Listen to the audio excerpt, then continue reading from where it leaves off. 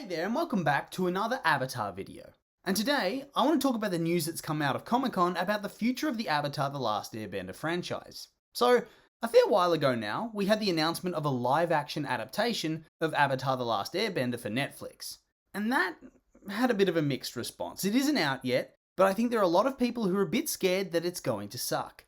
But regardless of quality, it's a simple fact that at some point during development, the original creators dropped out of the project due to creative differences. And really that could mean anything. But once again, it stirred up rumours that they were going to go in their own direction.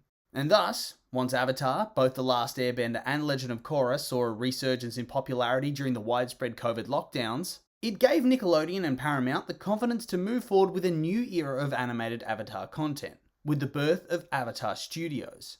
A studio that is seemingly primed to exclusively churn out fresh content for the world of Avatar. And that seems like a pretty awesome idea. And in fact, at that time, they announced tentative plans for the first film to be released by the studio. Nothing really concrete, but more a promise that yes, they are working on a film, and they're going to talk about it in the future at some point. And of course, this gave rise to a ton of speculation as to what the films are going to be about, which characters they're going to follow. Will they follow Aang and the gang? After all, they are by far the most popular Avatar characters shown so far.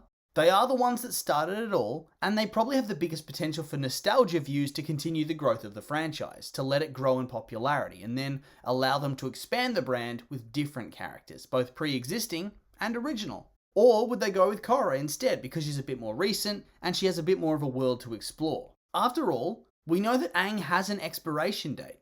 We know his adventures end at some point, and more importantly, we know when they end. So that does box you in a little bit. And then on top of that, there are characters that we know exist, like Kyoshi, that people want to see. Do they explore stuff like that first? Aim to draw in people through the novelty of what they're doing? That sense of uncharted territory? There's just so much they could do with the franchise, so many different directions in which to take the story. So what do they do? And so I think that was the big question coming into Comic-Con. And then we arrive at Comic-Con and we learn there's actually going to be 3 films at first. At least that's what they've released info about. But there's also probably some sort of idea about what kind of content they're going to release in the future afterwards. And each of these films is going to be their own standalone thing. They're not going to be one big trilogy with a continuous story. Maybe they will follow the same characters though. I don't know if they will, but I guess there is a chance because after all, for the first couple of films, you might want to maintain that sense of familiarity for the casual audience. But all that aside, I'd say the most important piece of information to come out of Comic-Con is that the first of these films is going to focus on Aang and the gang. But not as a young boy, and not as the older, more experienced Avatar we got glimpses of in Legend of Korra, but more as the young adult version of Aang, where he's probably really starting to come into his own as the Avatar. And to me that's really exciting, and I think it's completely the right way to handle things in terms of the future of Avatar Studios. The reality is, whilst the fandom for Avatar is goddamn big, and thus the films are likely going to do quite well anyway, they still want to be able to reach that casual audience. And since Aang's probably the most iconic character in the franchise, it just makes sense they'd start off with him and his story. After all, let's not forget that The Last Airbender started it all. Released in 2005, it really carved out a special place in the hearts and minds of an entire generation of kids. It was exciting, it was funny, it was epic, and really richly detailed for what was just initially perceived as that silly kids show with the monk who flies on a bison. It's kind of a funny sounding concept, but it was just so brilliantly executed. It tackled so many more mature themes than I think people would expect. It had discussions about genocide, child soldiers, war, racism, injustice, child abuse, murder. So many darker topics getting addressed in a way that was very palatable and understandable for younger audiences.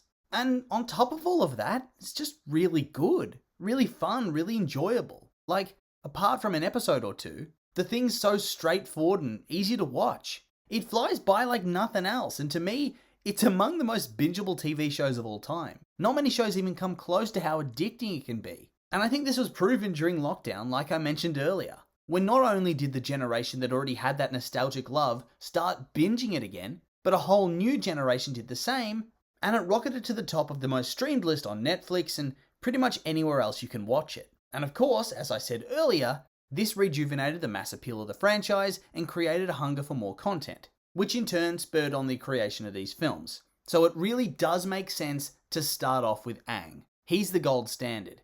These are the characters that people are going to be the most familiar with, especially since we're going to be getting the live action adaptation of the original in the next year or so. So that means that even more people are going to be familiar with it, and it'll have the potential to penetrate the market even further and make the franchise even more profitable, which is only a good thing.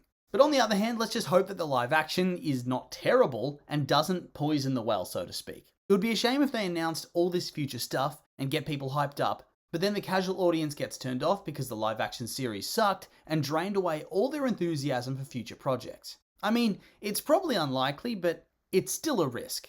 But ultimately, I think that this first film, and probably all the subsequent films, are going to do quite well and really gather up a massive following. They already have that entry point by being a continuation of a popular franchise, which has only been boosted by the renewed popularity of the series. They've selected the most popular character from the more popular series as the starting point for the films, which only increases mass appeal. And on top of that, they're using a time period for the character that's essentially a blank slate. We know very little about his young adult years. And thus, they can take the story in any direction they choose. They're not being held down by timelines or story points that we know happened already. They can do anything they want as long as it eventually leads to Republic City becoming what it is during The Legend of Korra. And so, based on this, I think it should attract a big audience. And based on the quality of The Last Airbender and The Legend of Korra, I think the writing is going to be very good. If they can keep your interest across a long-form series, I think condensing it into a film shouldn't be too difficult. And if they can hold your interest across a long-form series, condensing it into a film format shouldn't be too difficult. I know there is differences, but I think the writing should be strong. And thus, it'll keep people interested and get people hyped up for future films. And there they can explore maybe different characters, or maybe the same characters during a different time period. Either way, the future is looking bright for the world of Avatar, and I'm very excited to see what happens. But with all that being said, these have just been my opinions, and now I'd like to hear yours. What do you think of the Avatar announcements? You think these films are going to be good? Maybe you think they're going to suck? I'm curious for your thoughts, so make sure to like, comment, and subscribe, and let me know.